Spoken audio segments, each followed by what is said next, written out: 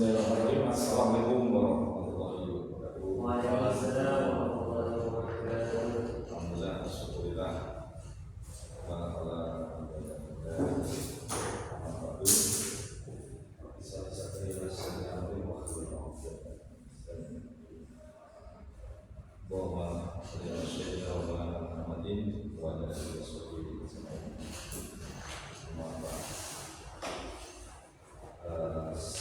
malam saudara-saudara. Salam sejahtera, semoga sehat selalu bersama kita semua. Anda malam bisa berbagi bersama pers. Ya, ini lagu tadi kabari saya lupa, jadi saya pikir hari Rabu, Kamis itu hari Rabu. Saya mau kampus di hari Kamis. Kenapa hari Rabu nggak dikabari saya?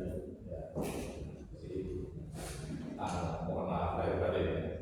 Tapi tidak mau datang. Ya, karena satu memang sudah komitmen saya dari sejak awal mengajar tahun 2012. Bismillahirrahmanirrahim. Mengajar salah satu Rasulullah di dalam satu amal bila salah satu maka bisa sedekah 100 juta atau juta ya. Ya, paling tidak yang kedua ilmu kan itu. Mungkin ilmu yang tak perlu punya manfaat. Yang kedua khususnya ya bermanfaat, terutama yang berkaitan dengan syariat, dengan fikih, berkaitan dengan muamalah dan sebagainya. Termasuk pengajian jurnalistik ini termasuk itu juga karena kaitan dengan masalah yang juga bahwa yang kedua adalah ini soleh yang mau itu anak soleh. Kalau belum punya anak soleh belum menikah ya harus segera menikah. Karena itu seperti ini ya. Ada yang kedua kan kita juga itu. Ya kalau tidak punya Pak, ya adopsi anak yatim kah apa yatim gitu kan. Itu hadisnya tidak anak kandung dengan anak soleh. Itu yang paling penting. Yang selanjutnya jadi saudara-saudara memang dari Pak dua itu ada episode itu benar 27 26 Februari.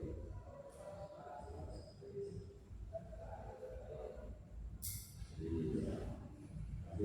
belajarnya melalui apa? Melalui grup atau room. Dan saudara-saudara perlu dimengerti dan dipahami. Jadi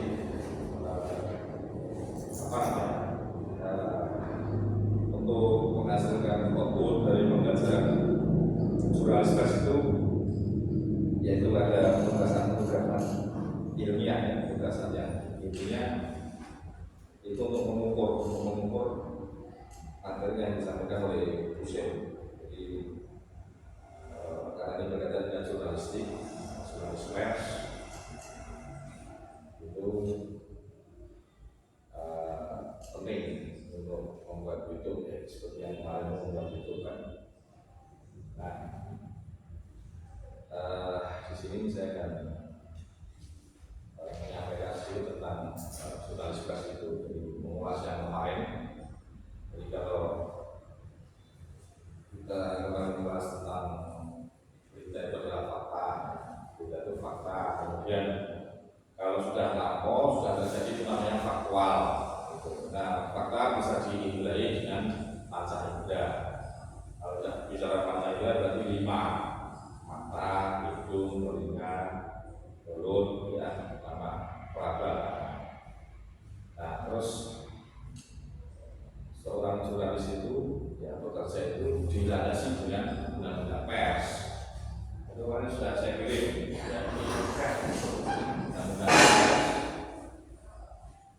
nomor 40 tahun 99. Terus kemudian ada namanya kode etik jurnalistik.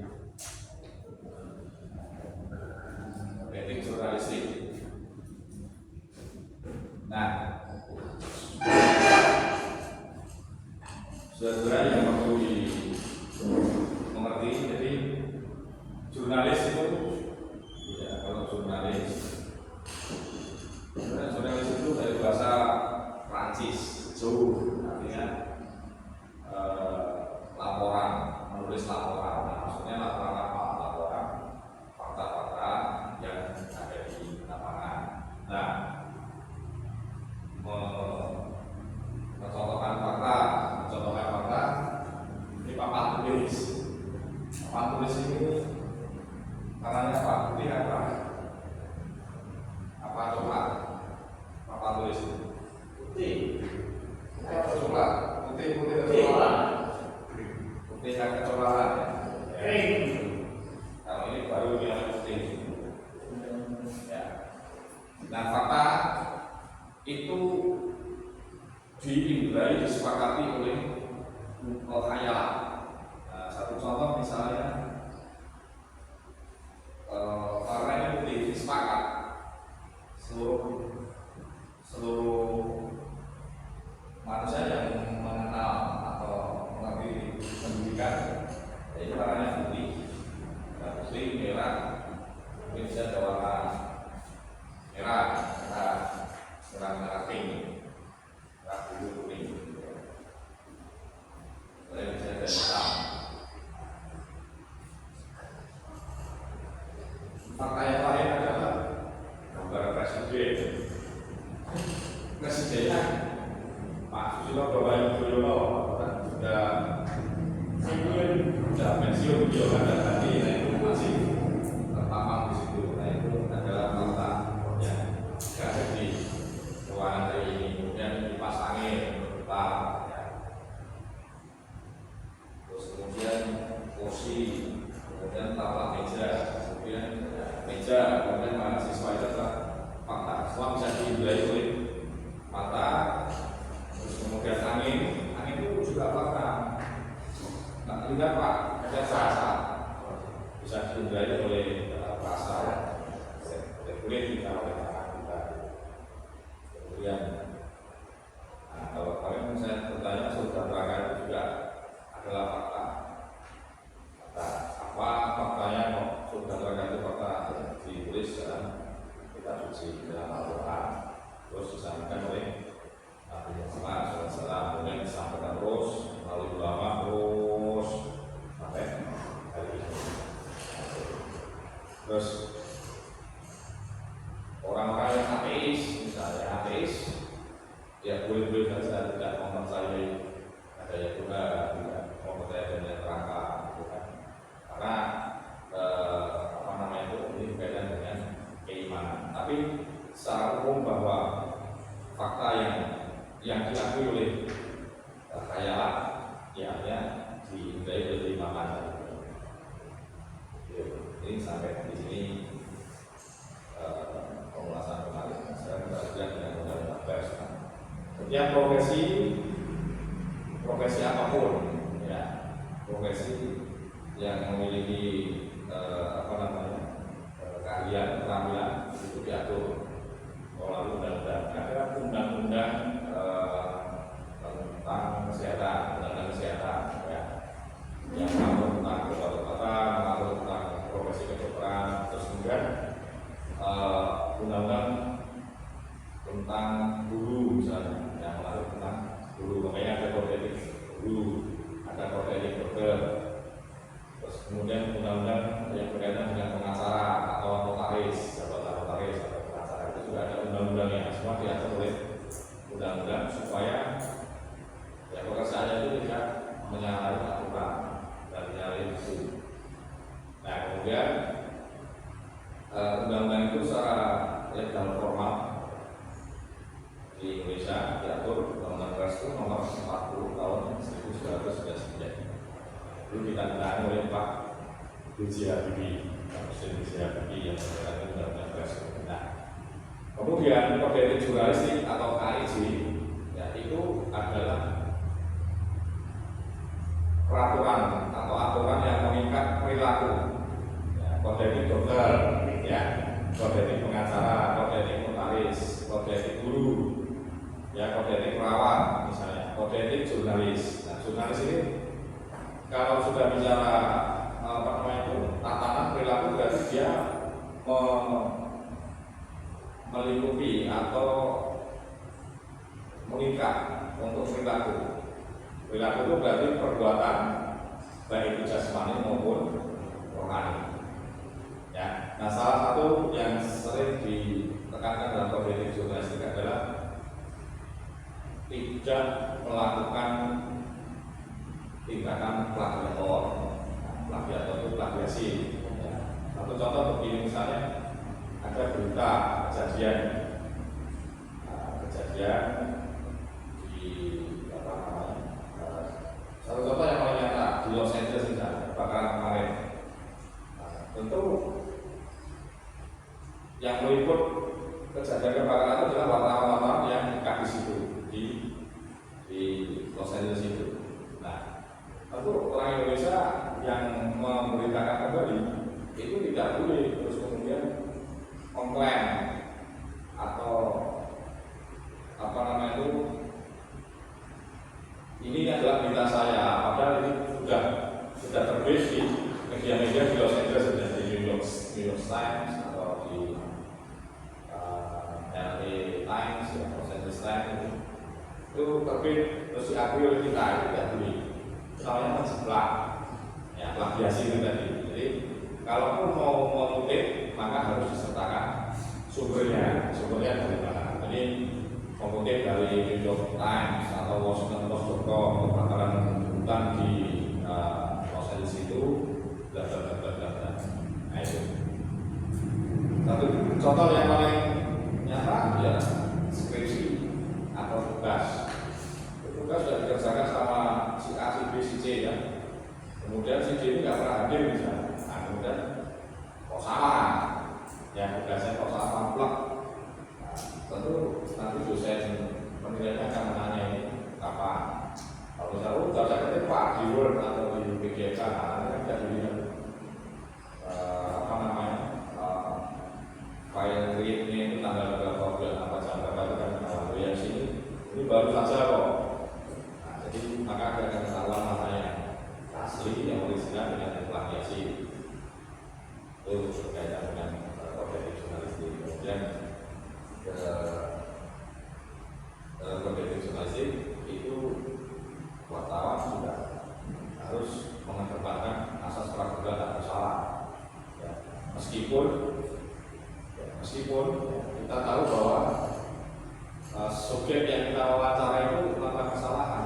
Nah itu untuk menghukum atau menjatuhkan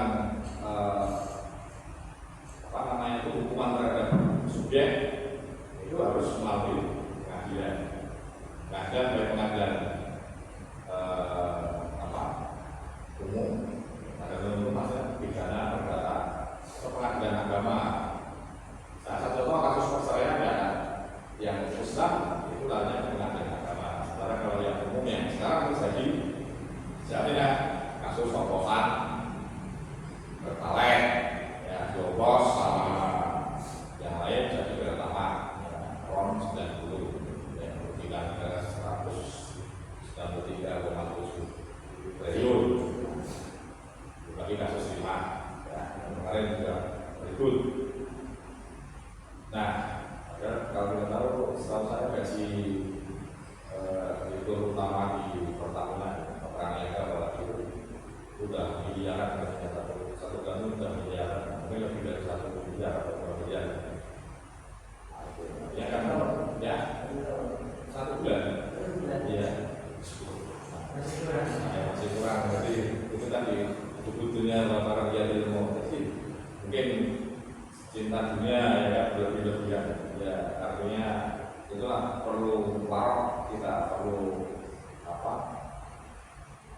perlu turun ke bawah, maksud saya itu turun, harus sering-sering ziarah kubur, harus sering-sering ikut tahlilan, harus sering-sering ikut memandikan mayat atau jenazah itu supaya bahwa di enorman kita itu ya meninggal gitu. Dan kesana itu umat kita nanti agar jadi di sana itu negeri yang kekal abadi.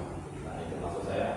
Artinya di dunia ini tidak hanya mata ulur, jadi hanya main-main, santai-santai saja ya, nggak terus panen gitu kan. Ya. Kalau nggak ada duit ya tenang, damai gitu. Nggak ada duit ya pinjam kan. Tapi yang pinjam duitnya kan, karena kamu pinjam duitnya dulu lah, buat beli beras, buat beli kopi teh atau buat beli rokok dan sebagainya, atau beli pulsa gitu, tenang-tenang. Jadi memang ya kita harus mengerti bahwa siklus Allah yang memberikan kepada kita itu ya dinamis itu. Kalau semua orang kaya semua repot nanti kan. Nah, berlaku nanti pada nanti zakat kan. Orang nggak kaya semua kan, ya ada yang harus dikasih zakatnya. Terus kalau nggak ada yang yatim piatu juga di juga nggak ada kerjaan kan, ya sosial harus mengelola panti asuhan, gitu kan. Jadi dunia ini sudah sangat indah ya. Nah yang kita indah itu kalau kemarau itu tadi ya, transaksinya miliaran, korupsi lagi naiknya, yang sungguh sangat disayangkan. Nah ini ya pembelajaran bagi kita bahwa kalau sudah 1,5 piring, 2 piring ya sudah jangan 10 piring kan, disimpan ya itu lah.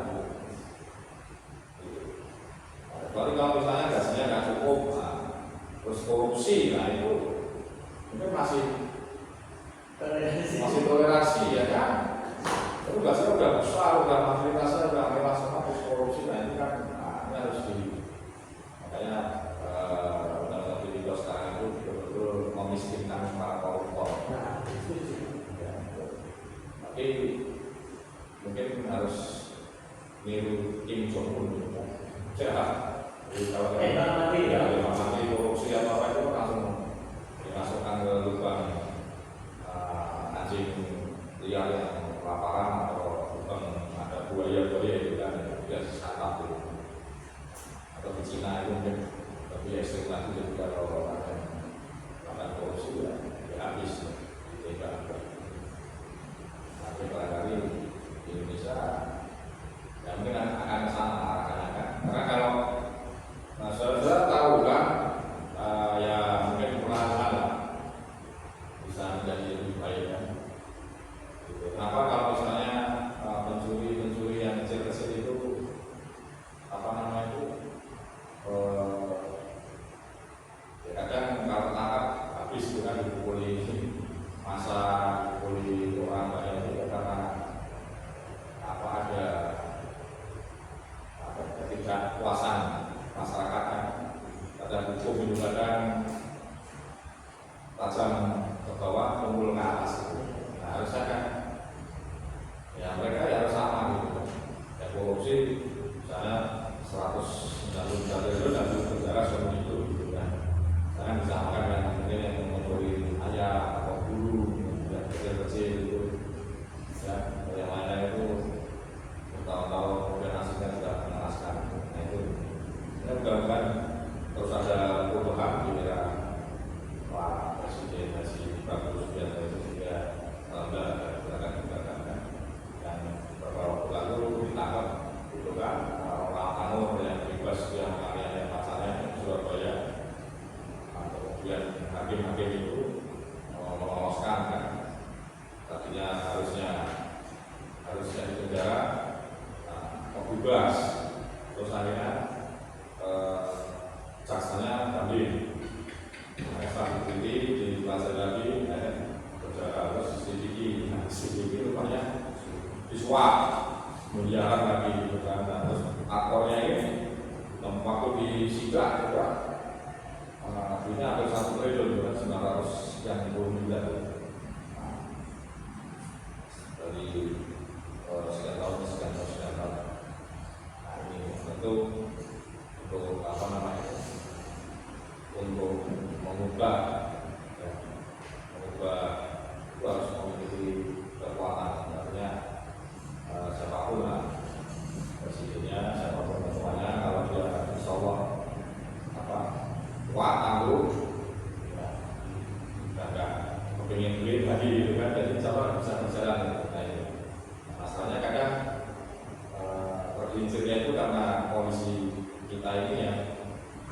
kan pas-pasan itu kan, pas-pasan sehingga banyak tergoda, banyak tergoda. Nah itu makanya pentingnya keteguhan iman itu. Ya memang nggak bisa bersih secara totalitas, tapi setidaknya berusaha untuk bersih itu lebih baik. Oke, terus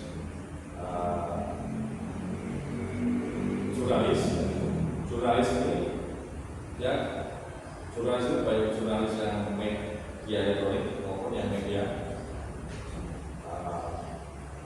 cetak.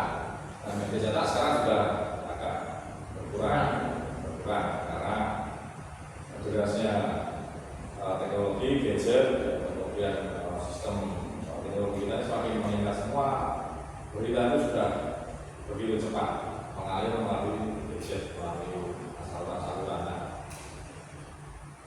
Saudara, kalau jurnalis itu salah menulis ya, dalam tulisan berita itu acuannya di bawah Undang-Undang Pers nomor 40 tahun 1999. Tapi saudara, kalau saudara bukan jurnalis kemudian melakukan tulisan-tulisan yang sifatnya menyerang martabat, memfitnah, kemudian provokasi, itu lari ke Undang-Undang ITE. Undang-Undang ITE yang lama nomor 11 tahun 2011 kalau tidak salah itu. Terus diubah lagi Undang-Undang ITE nomor 28 tahun 2012. Nanti dicek kalau tidak salah. Undang-Undang itu ada pertama keluar kemudian diubah, ada perubahan. Nah di dalam undang-undang itu sebutkan barang siapa yang menyebarkan berita hoax, berita bohong, berita cabul, haram dan sebagainya, maka jadi pidana. Kemana? Ya mereka menyalurkan tulisan-tulisan melalui media sosial, Facebook, melalui Twitter, melalui WhatsApp, melalui Threads, melalui Instagram, melalui apa lagi, melalui Line dan sebagainya. Berkaitan dengan bersifat menyerang berita bohong atau hoax, itu dalam ITE bisa kita. Tapi kalau jurnalis, kalau dia salah menulis, kemudian dia bukan, saya berita satu contoh portal berita online bisa salah menulis, sehingga terjadi dissenting opinion atau pembelokan opini. Itu kalau dilaporkan ke Polres atau ke Polda, maka tidak ditanggapi, ini laporannya ke Dewan Pers. Nah kalau di tentara itu ada PM, polisi militer. Di polisi yang ini juga ada polisi militernya, polisi yang menangkap para polisi-polisi itu sendiri. Nah, kalau di tentara ada PM, polisi militer. Nah, di jurnalis itu juga ada namanya Dewan Pers atau Dewan Kehormatan Pers. Itu dia menganalisa itu tulisannya betul dengan melakukan wawancara dan berbentuk saya tulisannya, kemudian melakukan tugas-tugasnya secara benar tidak. Nah kalau tidak, nah itu bisa dilarikan ke Undang-Undang ITE. Kemudian wartawannya betul tidak dia. Jadi dalam dunia jurnalistik wartawan itu ada uji kompetensi, ada muda, ada madya, ada utama. Kalau dinyatakan lulus, maka dia adalah kompeten tingkat muda. Terus nanti naik jenjang lagi yang madya, pertengahan. Nanti yang paling tinggi adalah jenjang utama. Itu yang paling tinggi. Nanti misalnya wartawannya melakukan penulisan keliru, maka akan diuji oleh Dewan Pers. Nah, Dewan Pers itu kumpulan dari semua masalah, dari semua elemen, dari tokoh-tokoh masyarakat, dari lingkungan, mereka akan tergabung dalam Dewan Pers. Kemudian nanti ada ahli pers, jangan menelitikan ini beritanya betul tidak mengikuti kaidah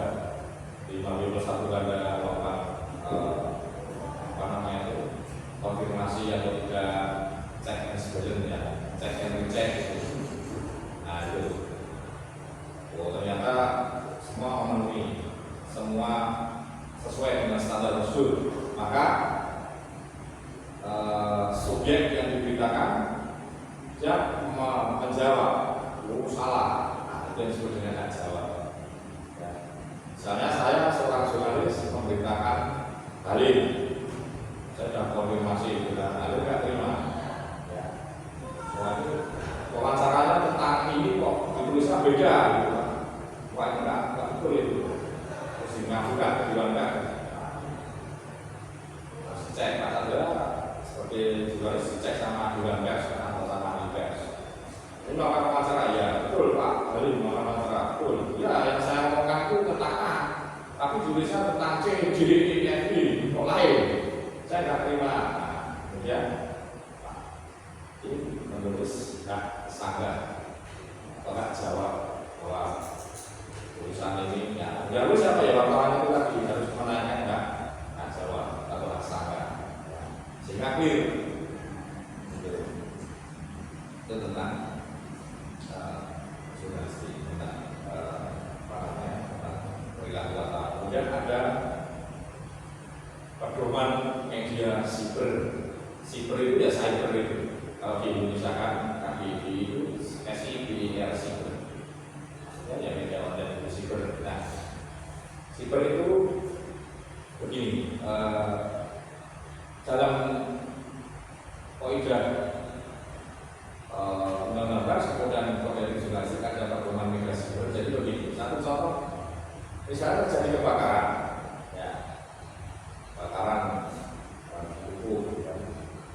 Nah, karena ini untuk memberitakan cepat, ya, kan susah nih konfirmasi kemana-mana dulu kan. Nah, itu berita itu dinaikkan, ya, sesuai dengan fakta misalnya kebakaran terjadi jam berapa, terus apa. Jadi wartawan di lapangan melihat kejadian itu. Ya. Saat itu juga ada yang menggambarkan kondisinya, kemudian ada berita, ya. Nah setelah itu nanti baru menuliskan lagi kaitannya itu, kemudian minta konfirmasi oleh misalnya RT-nya atau Kapolseknya, ya, atau kemudian Pak Lurahnya, Pak Camatnya gitu. Berapa kali misalnya kebakarannya berapa kali ini, terus kenapa dan sebagainya. Oh ini instalasinya dulu misalnya, dulu berarti harus diperbaiki.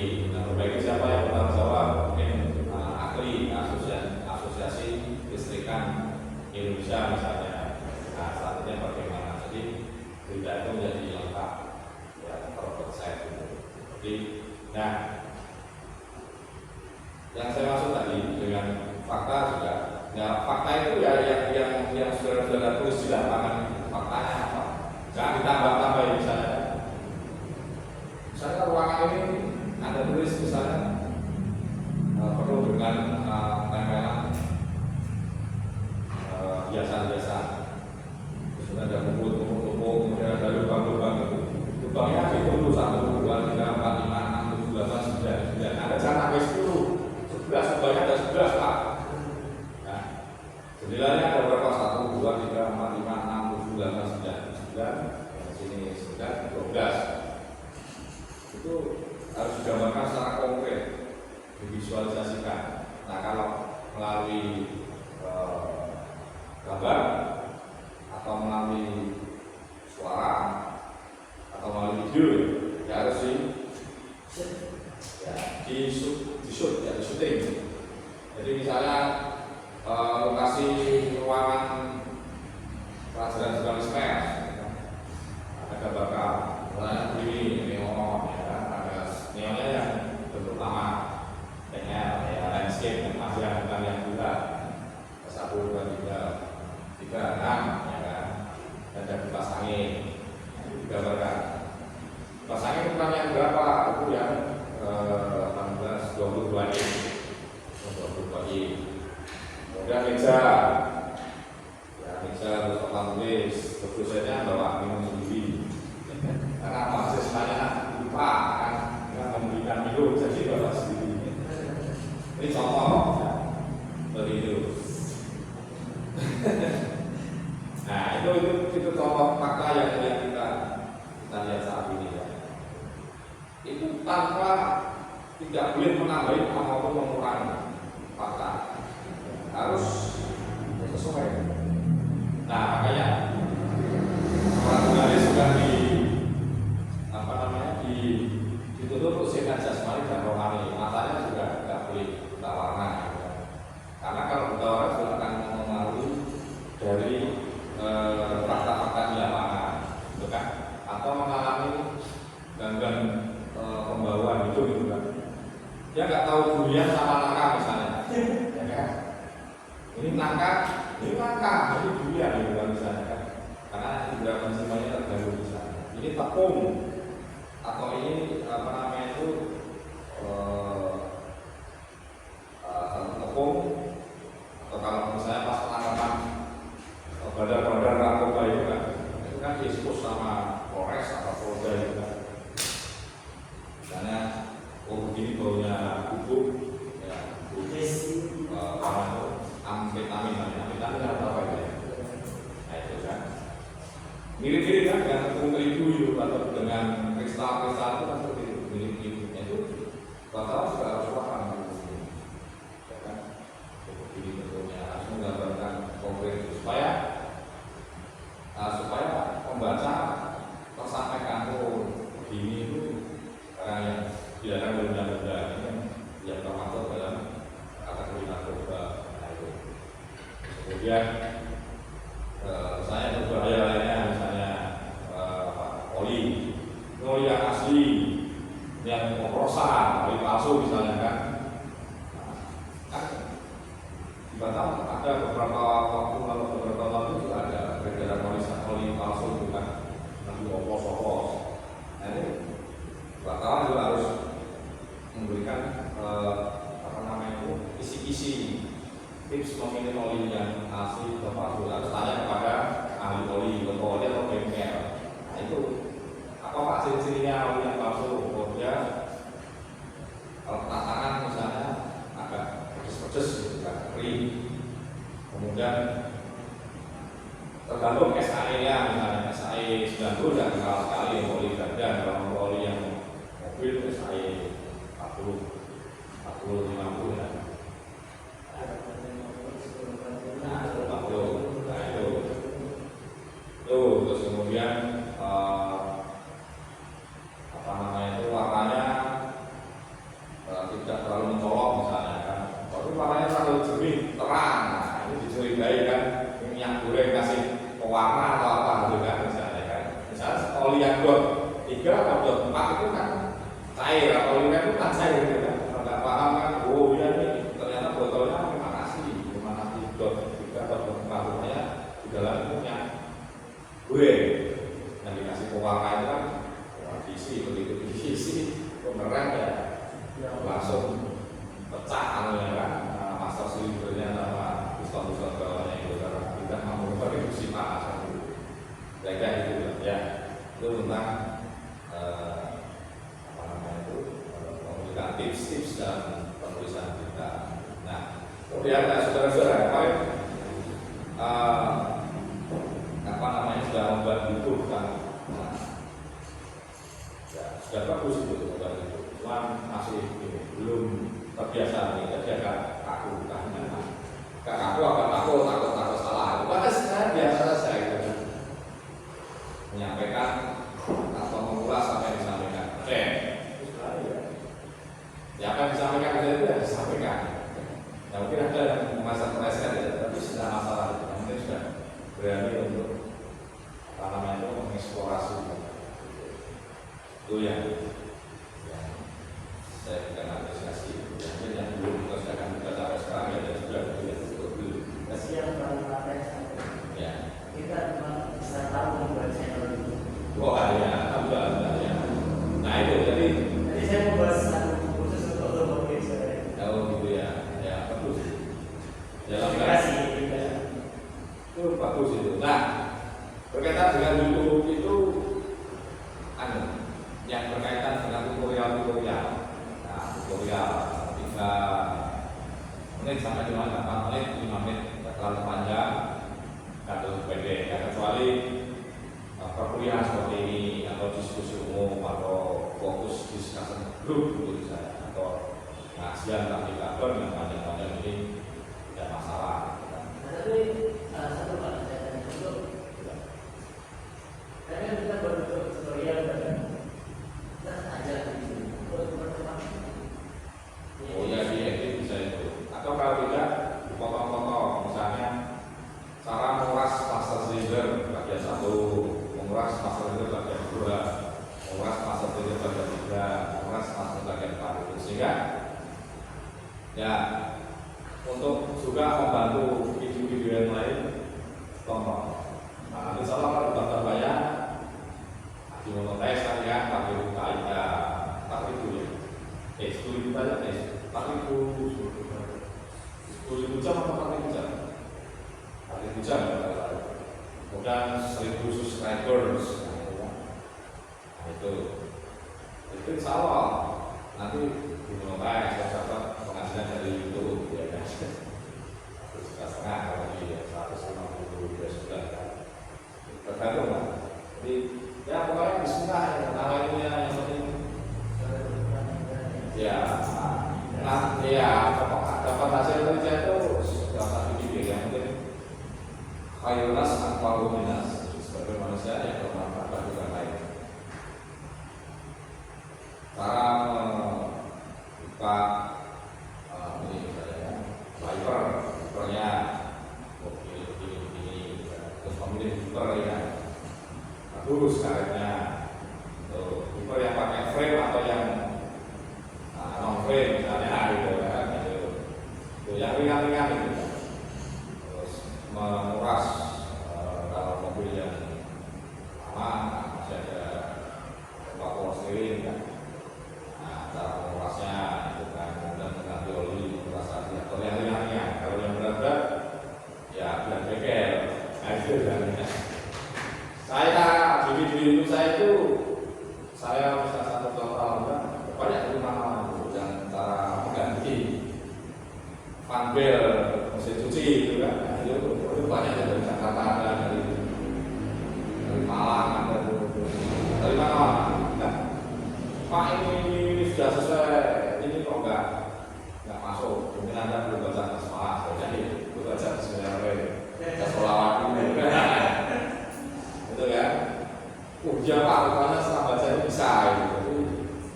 Nah itu begitu tutorial yang dengan cara saya coba roda kan cara mengantisipasi kalau wheelmeternya itu rusak bensinnya masih ada berapa itu kan takut mogok karena wheelnya itu kalau isi untuk malah turun kalau nggak isi malah turun.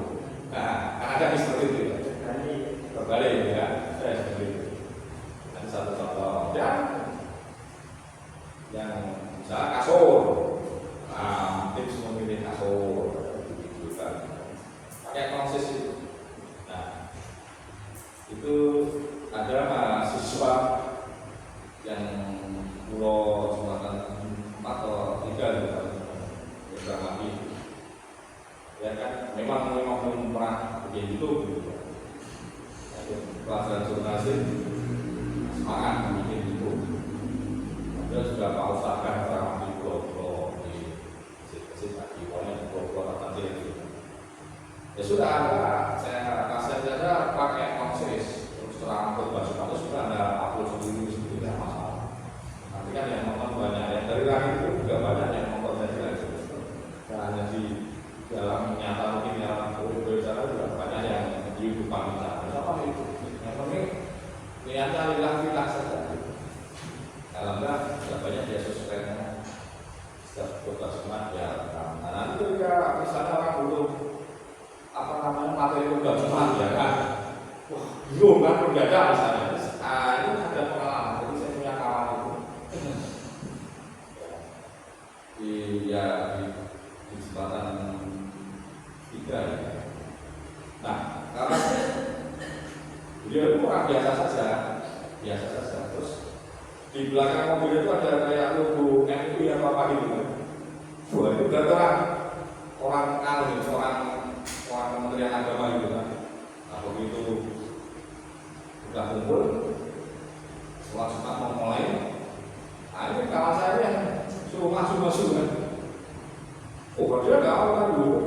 pokoknya semua udah sepakat juga. Nah, kita cerita itu lucu.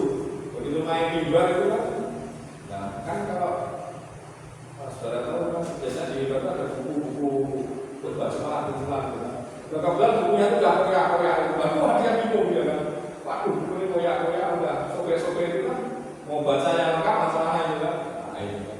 Dan dia takutkan itu urutan khotbah Jumat itu takutnya itu meleset itu kan. Akhirnya dia, wah itu kan gak ada buku udah di atas mimbar gitu kan, semuanya udah 7 orang, uang udah berkumpul gitu. Jadi orang luar, orang luar ya. Dia di kampung bukan di kota. Ya akhirnya ya pada yang itu cicil semua ini kan mendengarkan dia khotbah gitu kan. Ya grogi juga ya, grogi gimana sih tidak balik tidak oleh apa yang dibalas rangkaian ini ya. Buku ibadah dengan dia pengalaman. Ya dia alhamdulillah memang kalau semata selalu ada di awal waktu jadi dia tahu kan mekanisme berhukumnya itu tadi.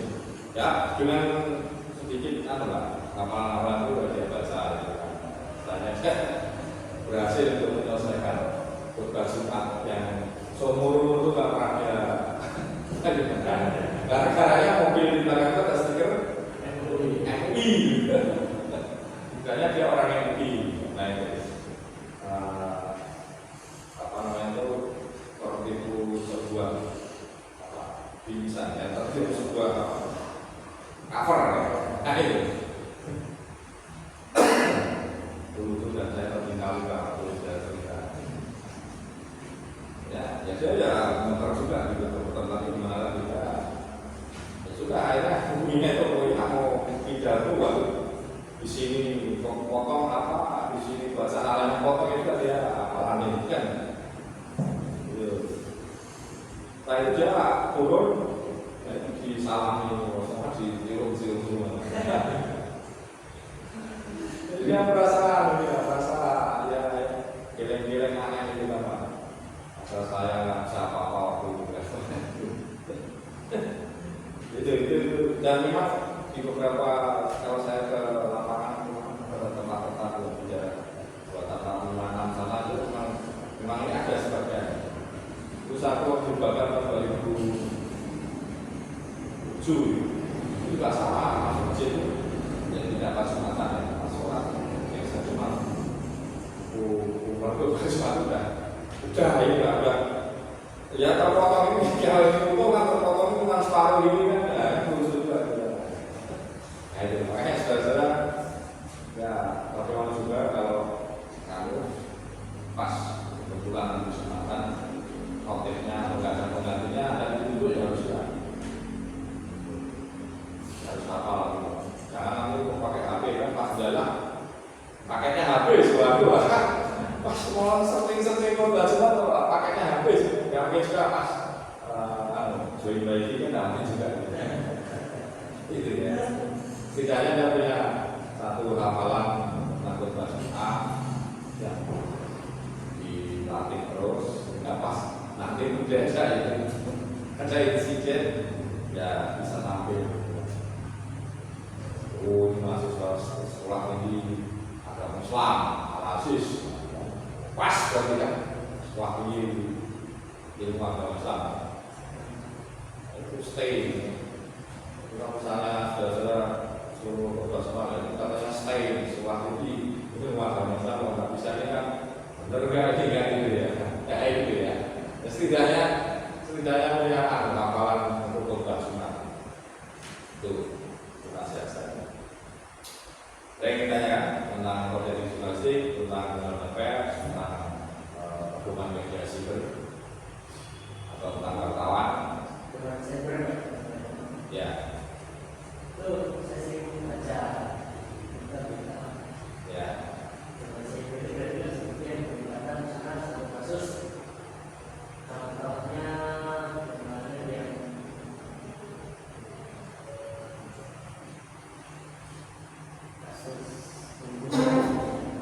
Ya. tapi kan memang kita tahu ini pelakunya terjadi pembunuhan, tapi kan motif dari ini kan belum tahu. Berita itu sudah diterbitkan.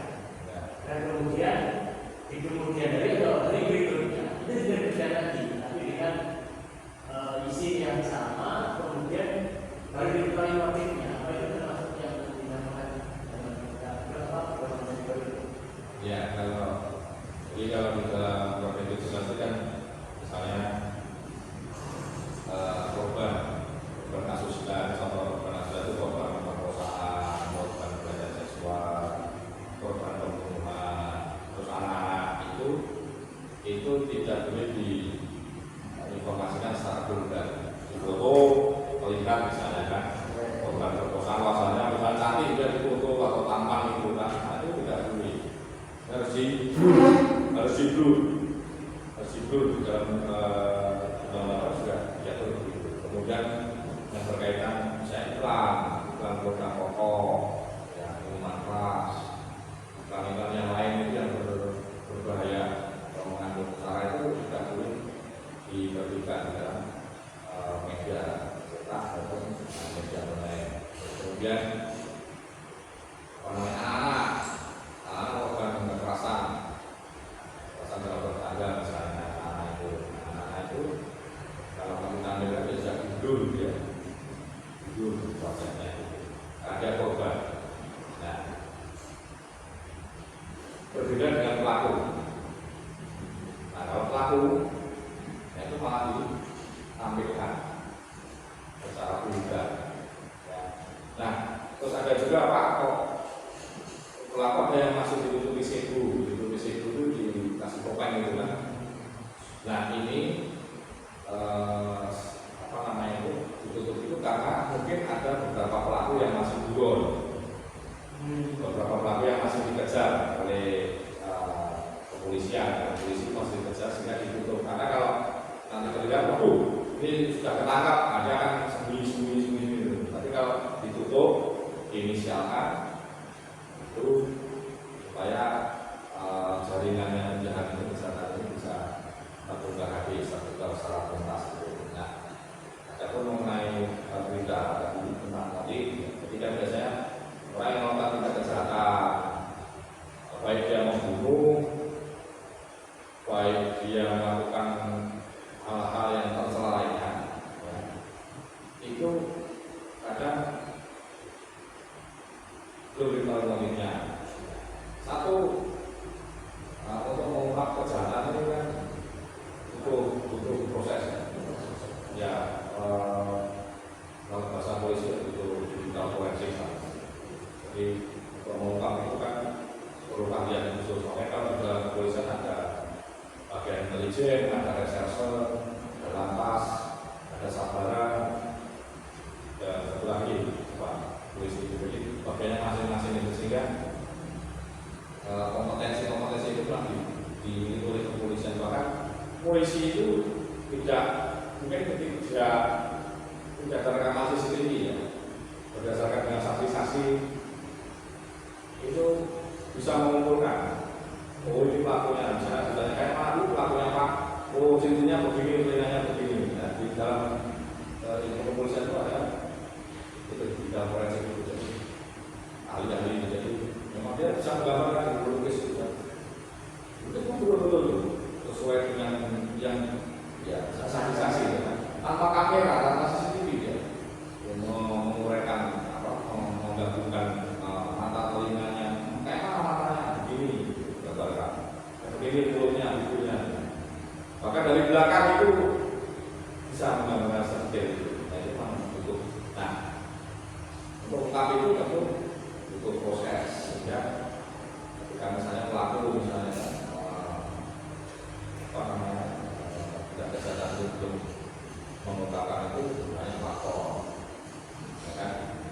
Banyak faktor dari pelaku sendiri. Misalnya kalau dia melakukan tindak kejahatan narkoba, nyelundup ya kan, kejahatan yang lain ya kan, takutnya nanti ya dia kan sudah masuk dalam jaringan, bisa keluarga dia nanti dihabisi kalau dia menjalankan.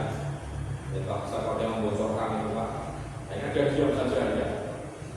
Atau mungkin dia pilih mati misalnya, atau melawan tugasnya itu tadi. Ya, petugas ya melakukan tindakan sesuai Jadi bakal mas gue 1, 2, 3 gitu kan. Aman-aman jadi ditembak. Ya untuk itu harus begitu. Untuk lapor kejahatan itu dan ya saya setuju kalau misalnya mereka melawan tugas kan dan ditembak nanti misalnya ya itu memang membahayakan. Ya saya melakukan kejahatan itu memang memilih untuk itu kan menyerang supaya kita terbuka tidak akan kejahatan dia. Tapi polisi luar biasa bisa mengungkap itu. Kalau misalnya ada kesalahan ya mungkin beberapa, tapi sejauh ini saya mengalami saya itu luar biasa gitu. Jika saya jadi tadi berkaitan dengan duka itu tadi kan wartawan. Nah biasanya kan pelaku ini dia diam, dia bungkam, tapi sama polisi kan diinterogasi terus kan. Nah ya polisi yang memberikan keterangan motifnya dia patah hati, dia tersakiti, dia tersinggung, dia emosi gitu kan. Nah itu misalnya dia melakukan kejahatan gitu kan, menusuk orang, tanya orang mati gitu kan. Nah menusuk kok gak ada pisau, itu tindakan perencanaan pembunuhan atau spontan. Spontan ada pisau di situ, dan itu akan polisi akan menuliskan. Nah wartawan menuliskan cerita itu berdasarkan fakta-fakta yang ada di lapangan itu. Tidak boleh menambahi, tidak boleh mengurangi, juga tidak boleh melebih-lebihkan, sesuai yang ada itu.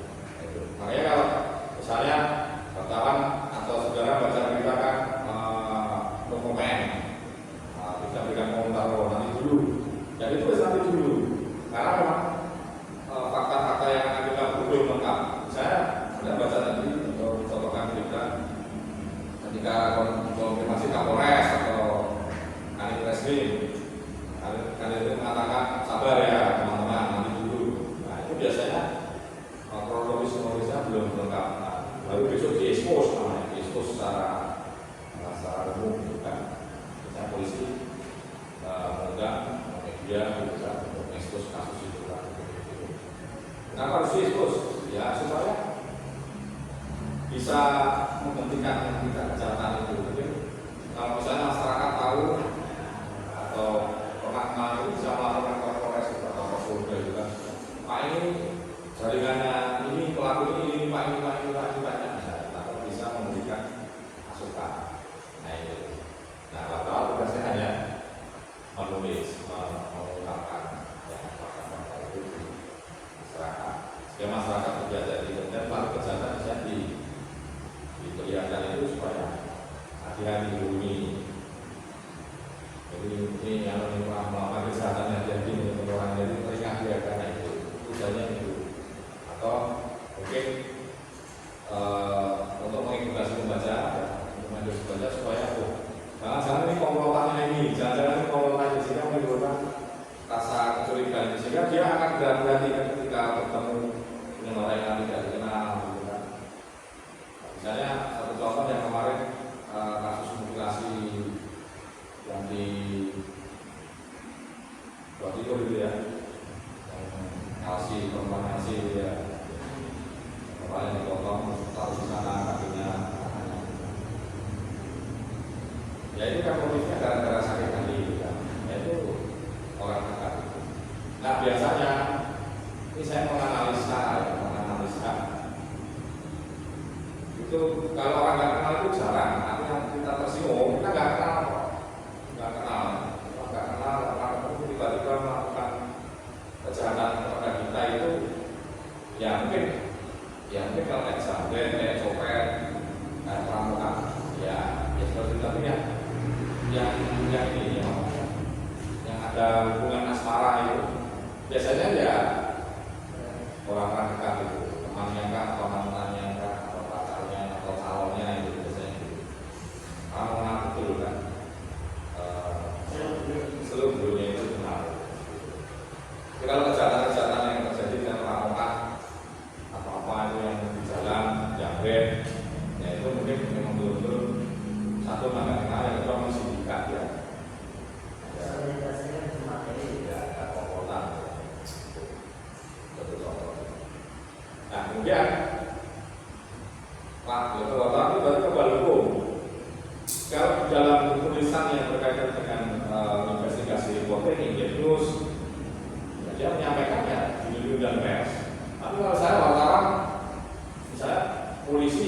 ekspos ya, dari TNI ekspos ganja, terus kalau ngambil rokok ganja ya pidana, ya masuk pidana, ya kan, atau habis apa namanya itu pameran mobil, ya kan, terus katanya nyoba terus nabrak, tapi harus ganti, ya itu tidak dilanggar karena itu di luar dari perusahaan. Atau misalnya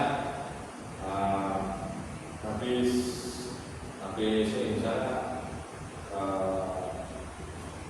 ekspos tentang HP baru, ada berapa puluh HP itu kan ekspos, misalnya baru ini HP Android terbaru Samsung, ada wawancara sama orang tiba-tiba tangannya nyolong misalnya, ya itu pidana, ya itu konteksnya di luar undang-undang pers.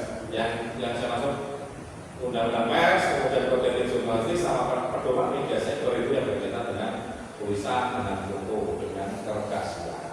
Tuh, ya. Berarti yang ditanyakan.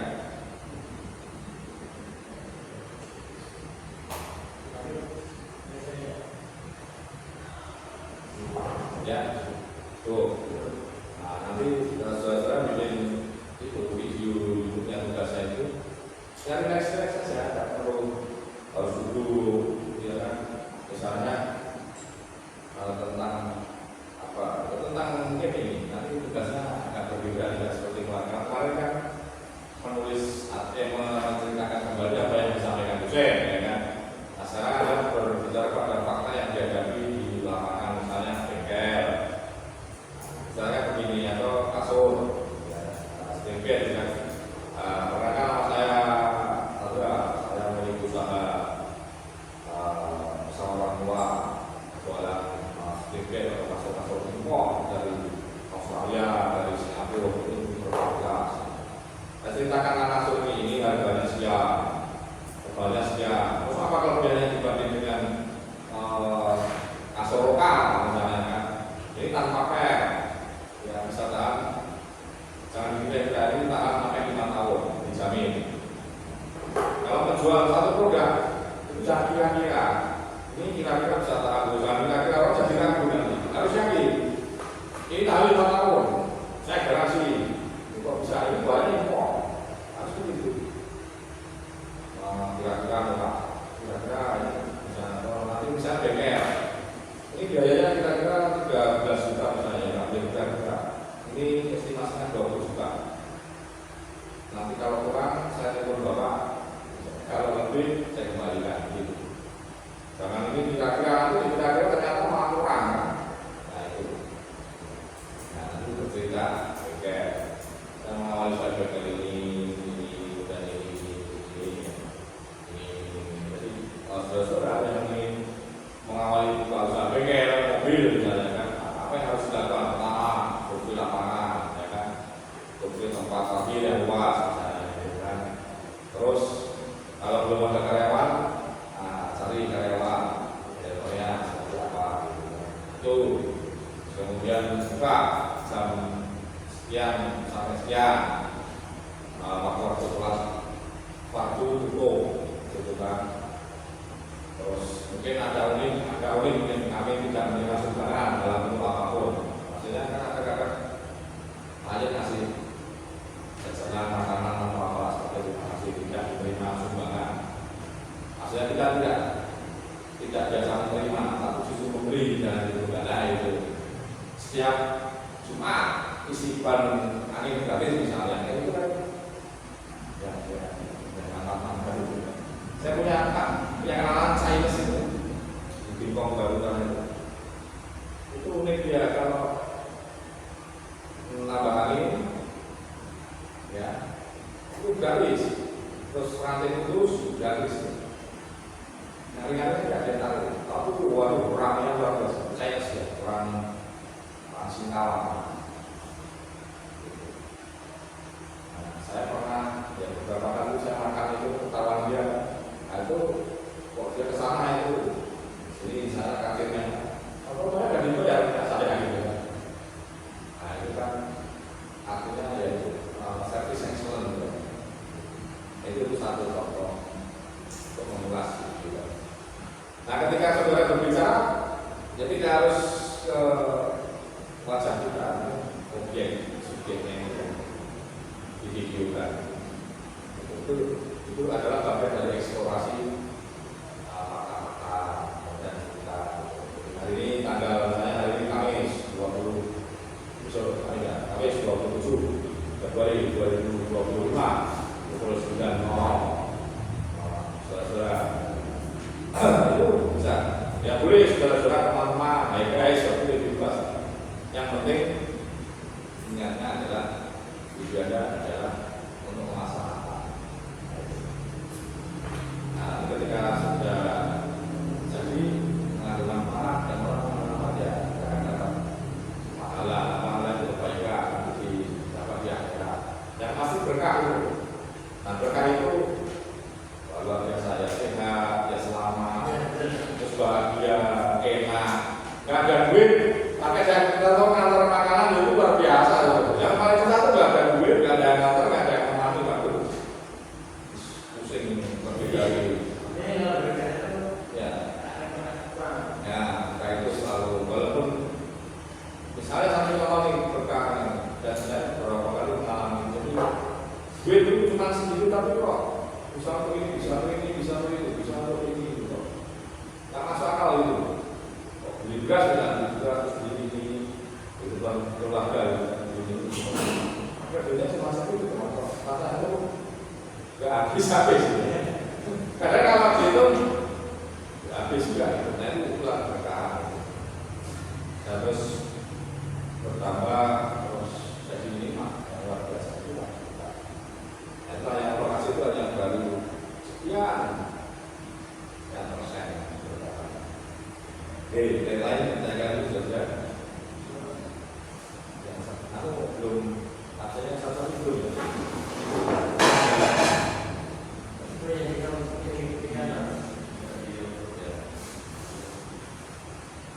Itu yang satu kali ngasih sesuatu apa ya?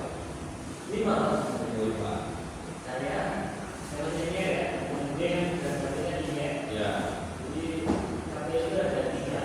Saya, Pak Afif sama Bu Nanti. Dengan yang dia juga Pak Afif dan Pak Afif. Oh, ya. Itu kesekian nanti buat video dulu ya. Ya. Jadi nanti sampaikan di grup ya. Ya nanti saya Video maksudnya rutinitas lah ya, video rutinitas ataupun ya yang pasti nanti saya memberikan ini apa SOP-nya atau tupoksinya itu kan untuk tugas yang khusus sehingga tidak kemana-mana. Dan itu saudara-saudara kalau ingin eksplorasi tentang berlatih eksplorasi apa namanya fakta kemudian kondisi lapangan ya bebas. Jadi untuk melatih biasanya kita ada biasa juga.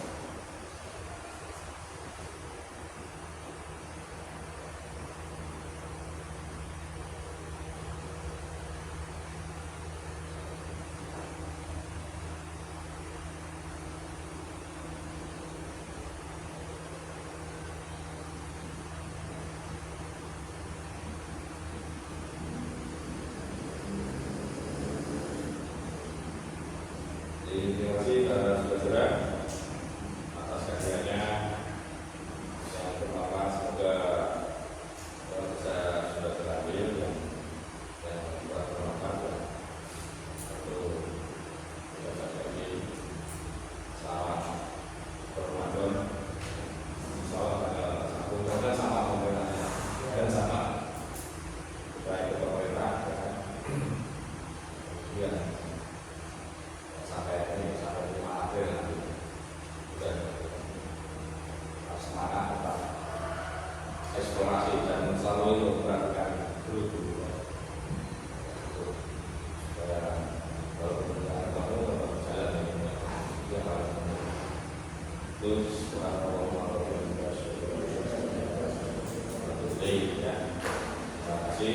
Assalamualaikum warahmatullahi wabarakatuh.